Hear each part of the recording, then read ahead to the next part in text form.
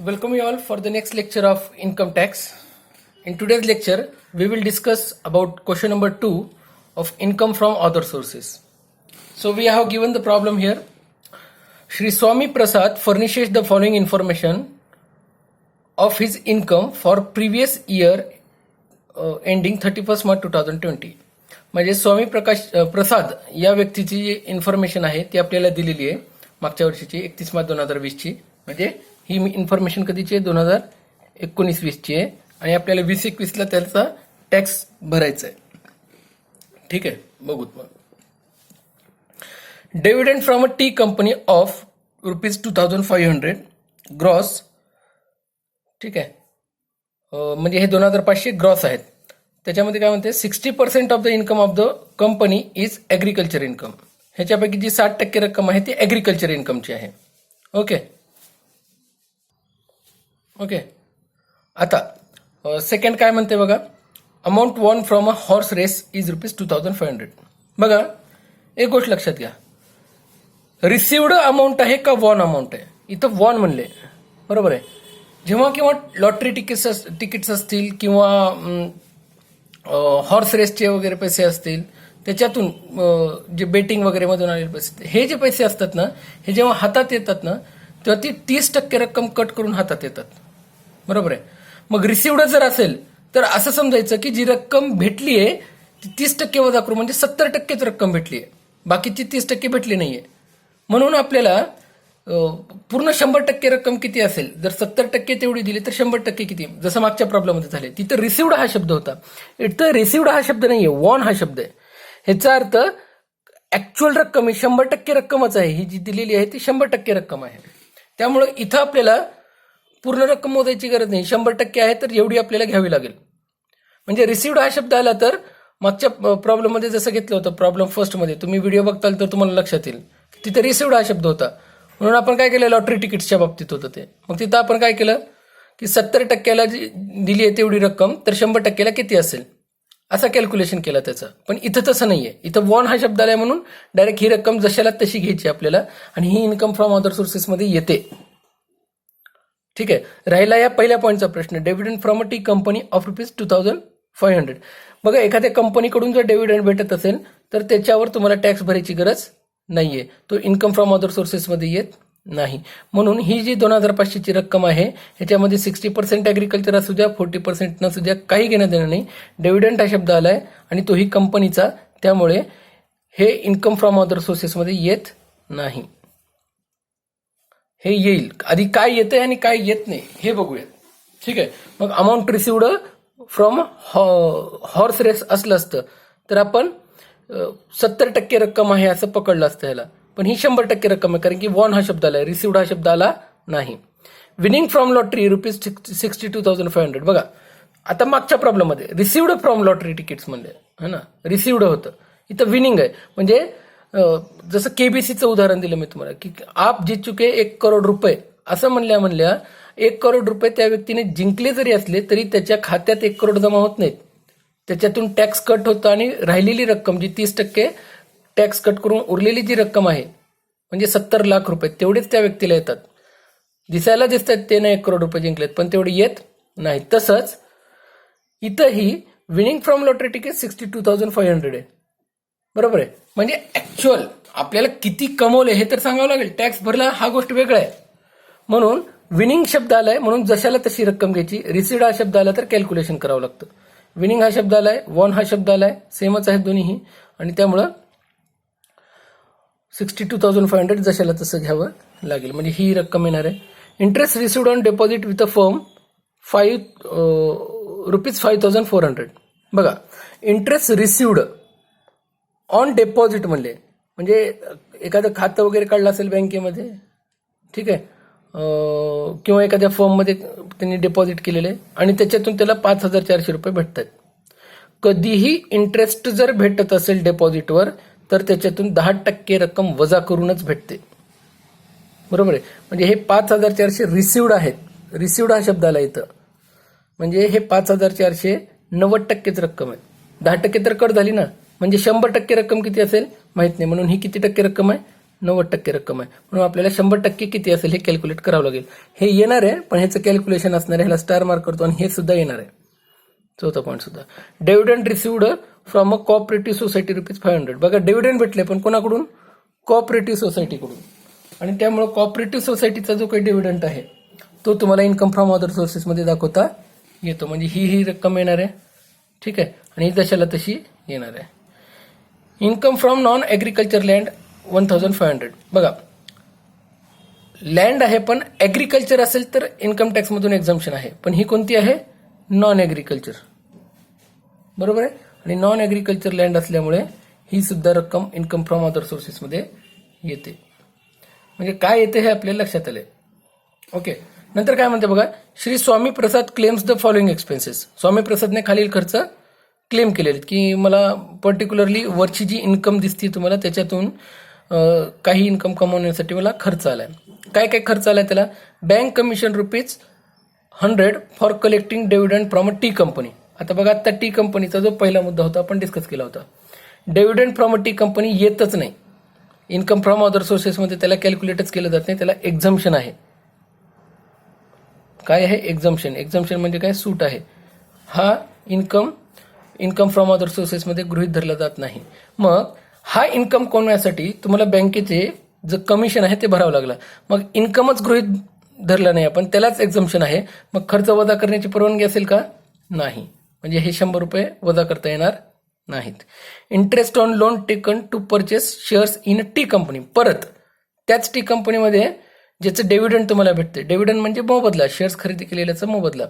हे शेअर्स खरेदी करण्यासाठी स्वामी प्रसादने लोन घेतलं होतं, आणि त्या लोनचं जो व्याज आहे ते किती आहे? ₹800.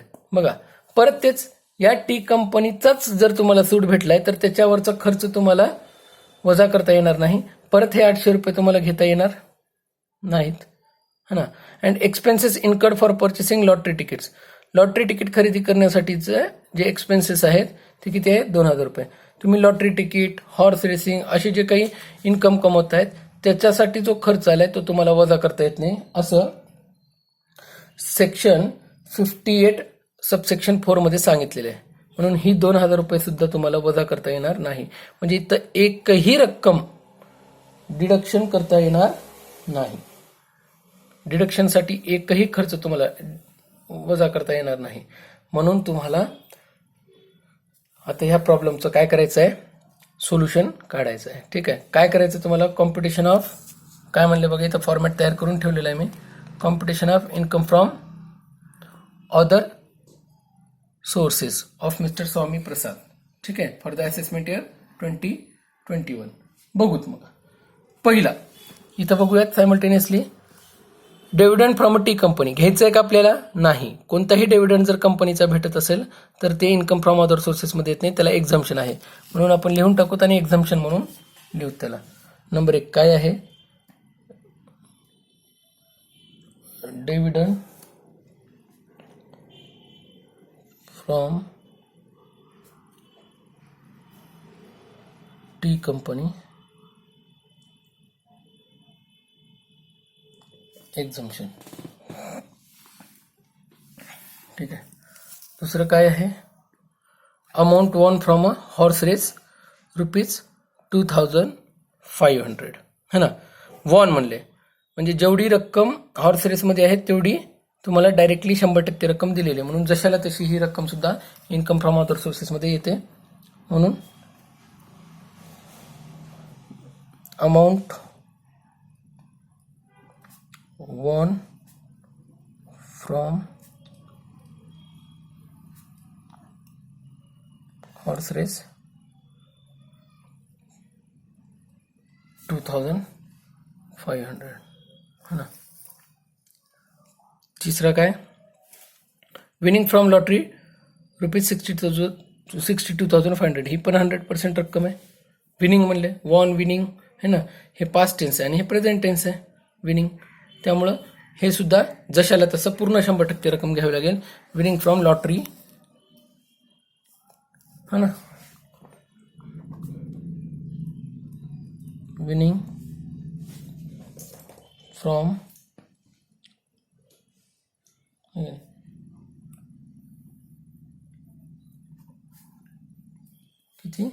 62,500 जशाला तसा आला. नेक्स्ट काय, लॉटरी तिकीट झालं. आता काय चौथा मुद्दा, interest received on deposit with the firm ₹5,400. Okay, working note करूया त्याची आपण, कारण की जेव्हा आपल्याला एखाद्या फर्मसोबत डिपॉझिट करताना इंटरेस्ट भेटतो त्याच्यातून 10% रक्कम टॅक्सची फर्म अगोदरच कट करतं आणि मग आपल्याला हातात देतं. म्हणजे स्वामी प्रसादलाही तसंच झालं असेल हा ना.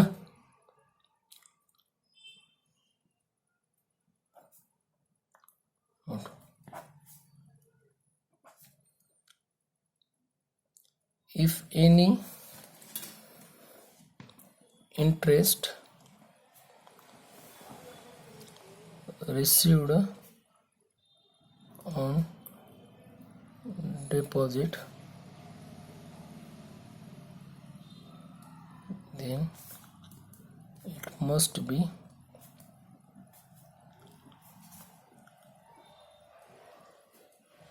received after deducting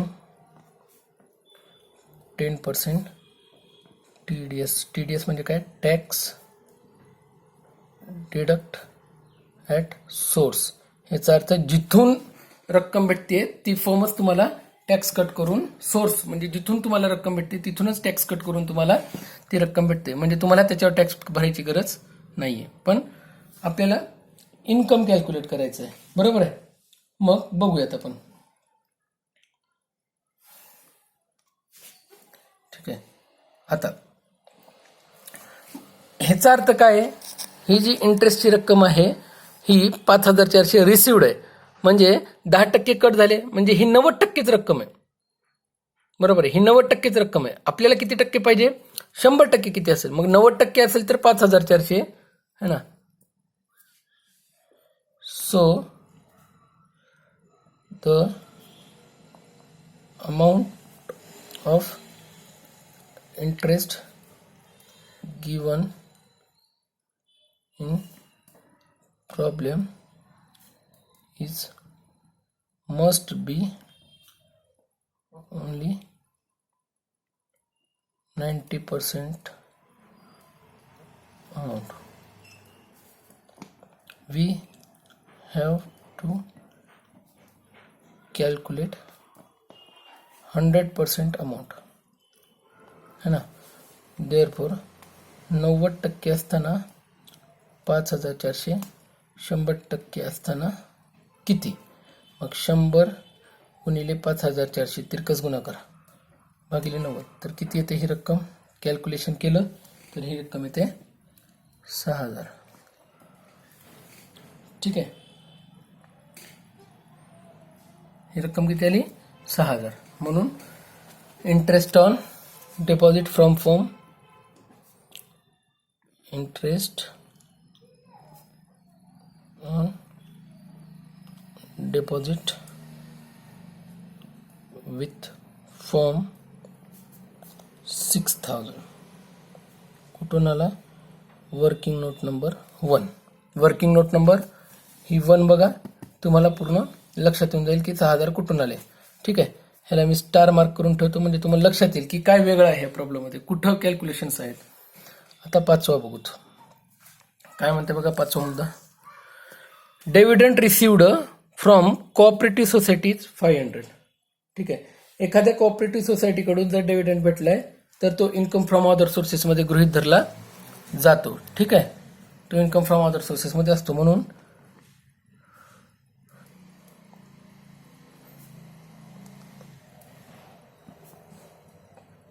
from cooperative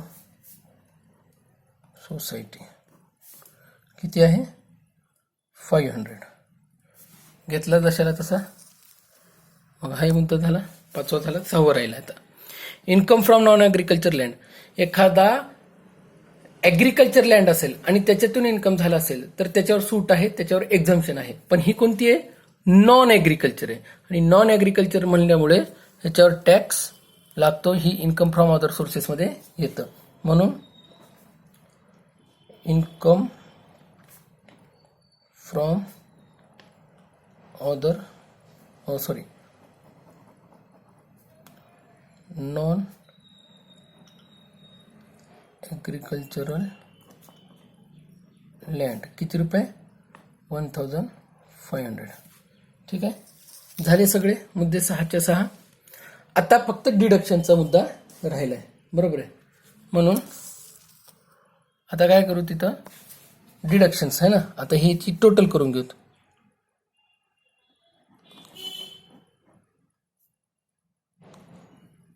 सगळ्यांची टोटल करून घेतली तर ह्याची टोटल किती येते, ह्याची टोटल येते 73,000 रुपये. ही काय आहे, ग्रॉस अमाऊंट है ना. ह्याच्यातून काय वजा करता येतात, लेस डिडक्शन जर काही असतील तर, डिडक्शन्स काही असतील तर, बरोबर आहे.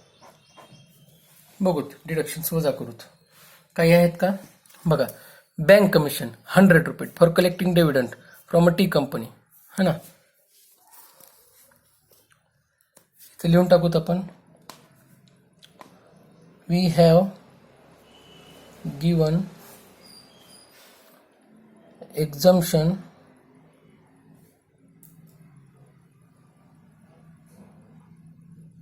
we have given received करूत आपण, we have received exemption on dividend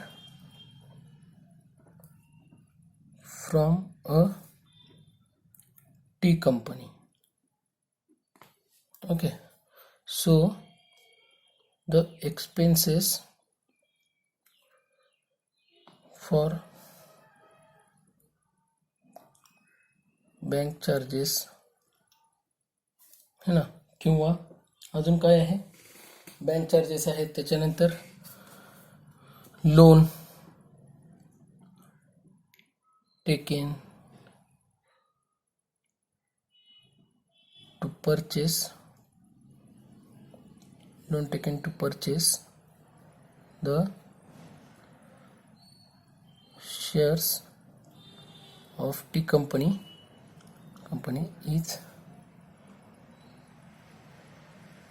not allowed for deduction. जर आपल्याला डिव्हिडंटवरच एक्झम्पशन भेटलाय तर त्या डिव्हिडंटला कमवण्यासाठी काहीही खर्च केला असेल तर त्याच्यावर आपल्याला डिडक्शन भेटणारच नाही. गव्हर्नमेंट काही दोनदा तुम्हाला सूट देणार नाही. गव्हर्नमेंट म्हणते की अरे जी इन्कम आम्ही गृहीतच धरली नाही, ती इन्कम कमवण्यासाठीचा खर्च आम्ही तुम्हाला कसं वजा करू देऊ. डिडक्शन काय करतात की साहेब मी 10,000 रुपये कमवलेत असं तुम्हाला वाटतायत, पण ते 10,000 कमवण्यासाठी मला काही खर्च करावे लागले म्हणून तुम्हाला माझी इन्कम 10,000 दिसते.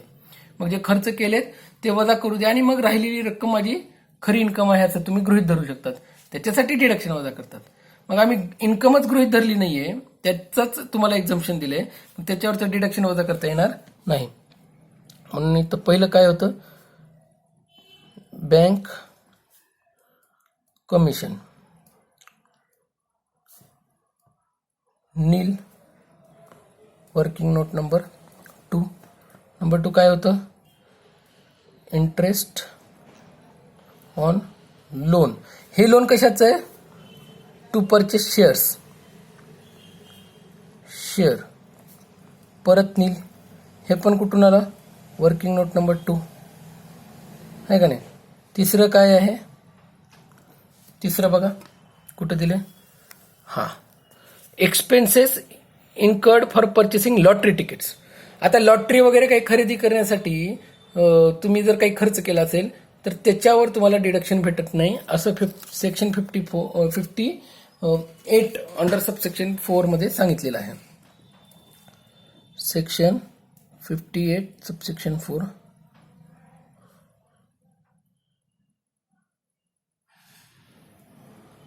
states that no deduction will be किंवा deduction will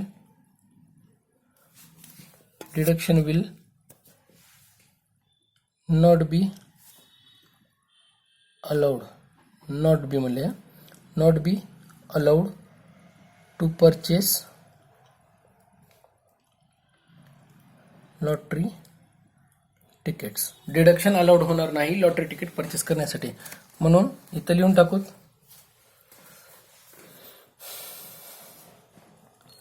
expenses for purchasing lottery ticket.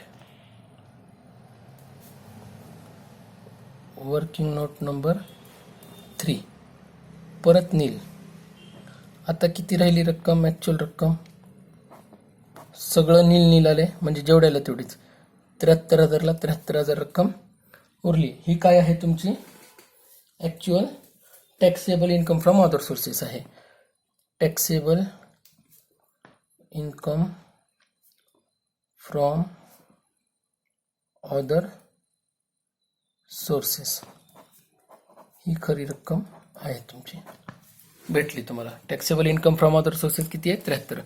Gross amount सुद्धा तेवढीच आहे है ना, आणि ॲक्च्युअल टॅक्सेबल इन्कम सुद्धा तेवढीच आहे. का? कारण की कोणताही डिडक्शन भेटलेला नाहीये. ठीक आहे, लक्षात आला. हा प्रॉब्लेम इथंच संपतो. आपण आज इथं थांबूयात. Thank you very much.